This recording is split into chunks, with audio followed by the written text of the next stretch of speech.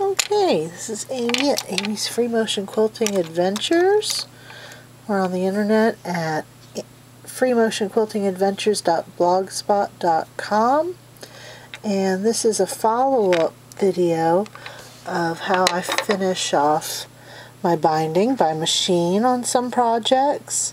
In the previous video I used black thread on this gray quilt so that you could see the stitching, and I'm just going to finish up the last bit of stitching on this quilt in monofilament thread so that you can hardly even see it, and turn the last corner, and then I want to show you how well this thing has turned out as far as the binding. I can save a little time on projects, and just what I have done is I have switched to this monofilament thread. It is by Sulky. It is a polyester monofilament. I have narrowed my stitch width from what I was doing with the black thread, and it just barely takes the most minute little stitch into the binding. And I know it's very hard to see in this shot, but that's kind of the idea, is I want to show you how you can finish your binding by machine and have it not show. I'm getting down this corner. I'm just going to stitch a little bit more down into the corner.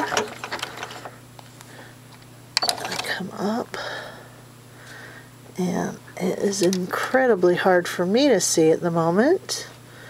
I am trying to work between a tiny little spot between the camera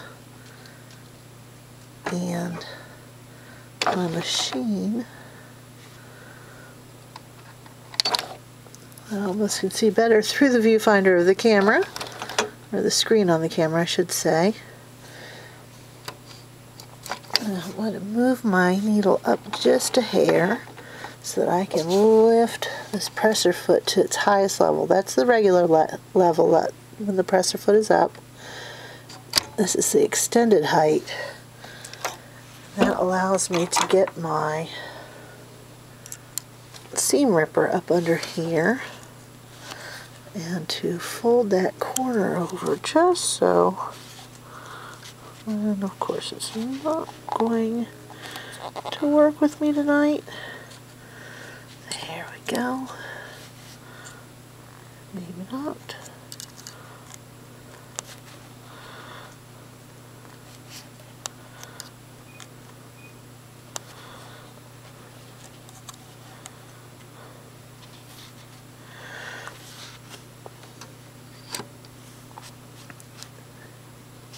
See if I can get it just right. Now on the previous video, so you could see, I used one of my embroidery feet. That's not working. On the quilt so that you could see the stitching, and I really need to get an open toe walking foot for this machine. It would be easier for you to see, and right now I can't see a blasted thing, so I could definitely use it myself. There we go. And I'm using my seam ripper to help guide my machine. Now, one thing about using your seam ripper is you do not want to get it where it is going to hit the needle. That metal seam ripper and the metal of the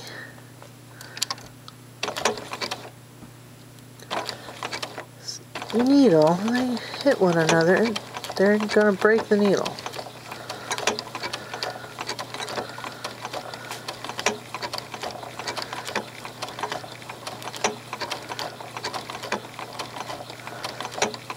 And if you hear that little click as I'm stitching, rhythm click right there, that is the sound the machine makes right before it decides to go over to the side for that blanket stitch, for the horizontal stitch of the blanket stitch. Helps me to know that sound and know that it's going to go to the side. Especially in those corners, you want to know whether it's going to move to the side or forward. And we are almost done here.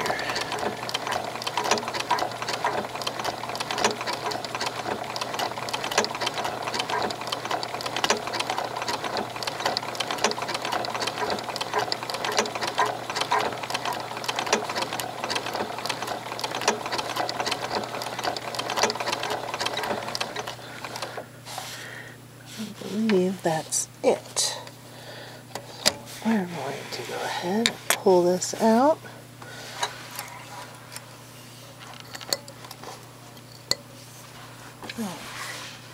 Yeah, that corner did not turn out very well. I will tell you that much. But it's no problem to finish that up by hand just in the corner and get that just so. What I'll show you is just how well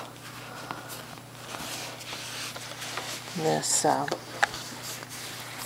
finish does. This is the front of the quilt, and you can almost see those stitches in there.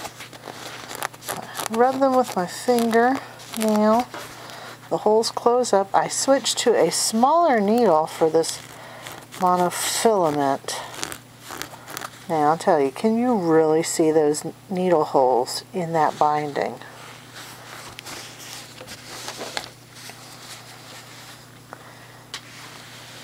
There's my tails. Let me get those out of the way. That's the edge of the binding there.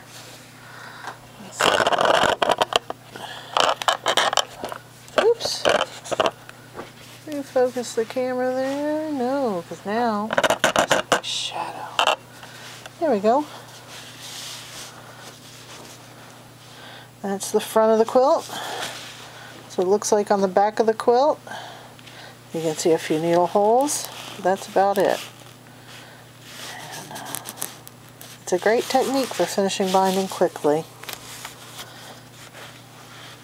I hope you liked it. This is Amy at Amy's Free Motion Quilting Adventures. You can find me on the internet at freemotionquiltingadventures.blogspot.com. I hope you enjoyed. We'll talk to you later. Bye-bye.